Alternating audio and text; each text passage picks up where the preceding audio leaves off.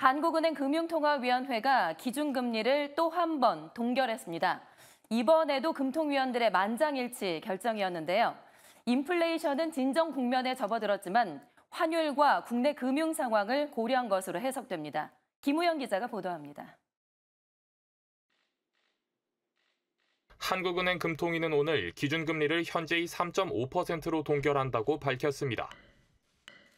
12차례 연속 동결로 한미금리 차는 2%포인트로 유지됐습니다.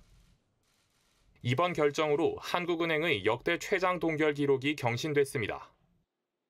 지금까지 가장 길었던 기준금리 동결 기간은 지난 2016년 6월 금통위 이후인 1년 5개월 21일이었습니다.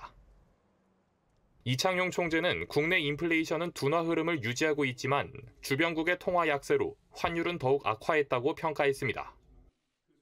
또 늘어나고 있는 주택 관련 대출과 수도권의 부동산 가격을 언급하며 긴축 기조의 필요성을 강조했습니다. 물가 경로의 불확실성이 완전히 해소된 것이 아니기 때문에 물가 상승률의 둔화 추세가 지속될지 좀 더 확인할 필요가 있습니다. 아울러 금리 인하 기대가 외환시장, 주택가격, 가계부채 등을 통해 금융 안정에 어떤 영향을 미칠지도 점검을 해봐야 할 필요가 있습니다. 한은의 통화정책 목표로 꼽히는 소비자 물가 상승률은 현재 안정세를 보이고 있습니다.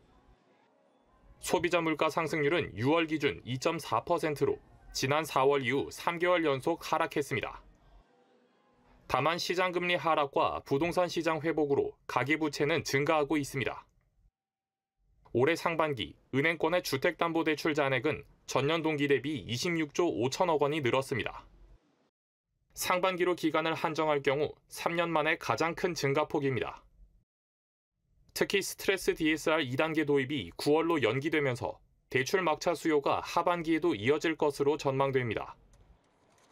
이러한 상황에서 섣불리 기준금리를 인하하면 가계부채 증가폭을 더 키울 가능성이 있습니다. 이 총재는 시장이 기준금리 인하 기대를 선반영하고 있는 점에 대해 과도한 측면이 있다고 진단했습니다.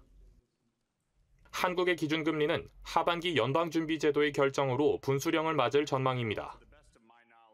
시장은 연준이 오는 9월 기준금리를 인하할 것이라고 전망하고 있습니다. 최근 발표되고 있는 지표들이 고용시장 냉각을 나타내면서 금리 인하 가능성이 제기되고 있는 상황. 제롬 파월 연준 의장은 현지 시간 10일 하원 금융서비스위원회에서 인플레이션율 2% 달성까지 금리 인하를 기다리지 않을 수도 있다며 통화정책 전환의 가능성을 내비치기도 했습니다. 한국 기준금리가 역대 최장기간 동결을 기록한 가운데 중앙은행들의 결정에 시장의 관심이 모이고 있습니다. 매일경제TV 김우현입니다.